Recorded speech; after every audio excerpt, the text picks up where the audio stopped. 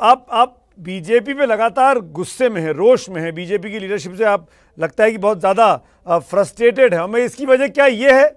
एक और मुद्दा को उठा रहा हूं मैं, वो हिजाब का मामला है। क्या आप एक मिनट देखिए, बीजेपी सत्ता में है, बीजेपी की हुकूमत है, दिल्ली में भी है, कश्मीर में भी है, तो मैं फ्रस्ट्रेटेड नहीं हूं, मैं कभी फ्रस्ट्रेटेड नहीं होऊंगा, मैं कभी जिंदगी में जब तक अल्लाह जिंदा रखे ना उम्मीद नहीं होऊंगा, फ्रस्ट्रेशन नहीं होऊंगा। मैं एक्सपोज कर रहा हूं कि बीजेपी की नाकामियों को आपके चैनल के जरिए देश के जनता को बता रहा हूं। इसकी वजह यह भी तो है कि हाईकोर्ट हिजाब मामले में आपके अगेंस्ट हो गया, आपको हाईकोर्ट के फैसले की मजम्मत करनी पड़ी सरेआम आके। उसने कहा हिजाब रो को लेके कि ये धार्मिक प्रथा का धार्मिक रिवाज नहीं है कि हिजाब पहना जाए, यूनिफॉर्म तो स्कूल की थी। तो सुमित साहब, आपकी बात सच साबित हो गई कि आप ये कहना चाह रहे हैं कि हाईकोर्ट ने जजमेंट दिया बीजेपी के कहने पर, कि हमारा हाईकोर्ट इंडिपेंडेंट नहीं है। मैं मानता हूं हाईकोर्ट बीजेपी खुश थी उस फैसले के बाद, बीजेपी सरकार का वो फैसला था और आप परेशान थे। नहीं, आपने अभी क्या कहा था कि आप ओवैसी आप फ्रस्ट्रेटेड इसलिए हैं क्योंकि कोर्ट का फैसला आ गया बीजेपी।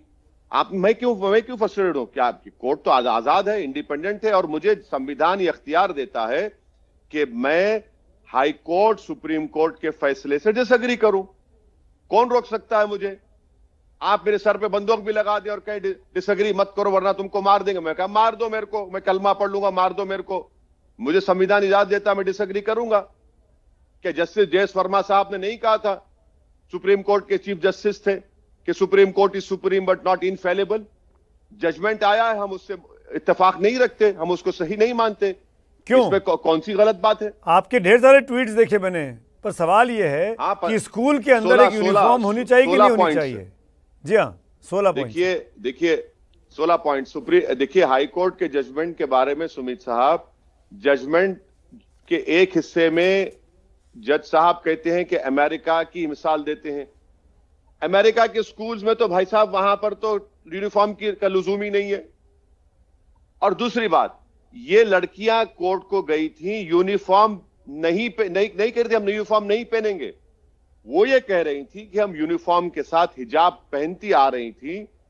बीजेपी की सरकार ने उस पर रोक लगा दी। हम यूनिफॉर्म के साथ हिजाब पहनना चाहती हैं, जैसा कि सेंट्रल गवर्नमेंट के केंद्रीय विद्यालय और नवोदय विद्यालय में इजाजत दी गई है। यह उनका असल मुद्दा था। अब हाई कोर्ट ने यह कह दिया कि नहीं, अगर वो हिजाब कोई पहनेगी कोई नहीं पहनेगी तो होमोजेनिटी नहीं आएगी। सर, मेरा मानना यह है कि अगर कोई पगड़ी पहनकर बैठेगा, कोई बगैर पगड़ी पहनकर बैठेगा, कोई सिंदूर लगाकर बैठेगा, कोई बगैर सिंदूर लगाकर बैठेगा, कोई कड़ा पहनकर बैठेगा, तो क्या होगा? जब देश के संविधान में होमोजेनिटी का लफ्ज नहीं है, देश के संविधान में प्लुरलिज्म, डाइवर्सिटी है। ये और हमारे संविधान का बेसिक स्ट्रक्चर का हिस्सा है।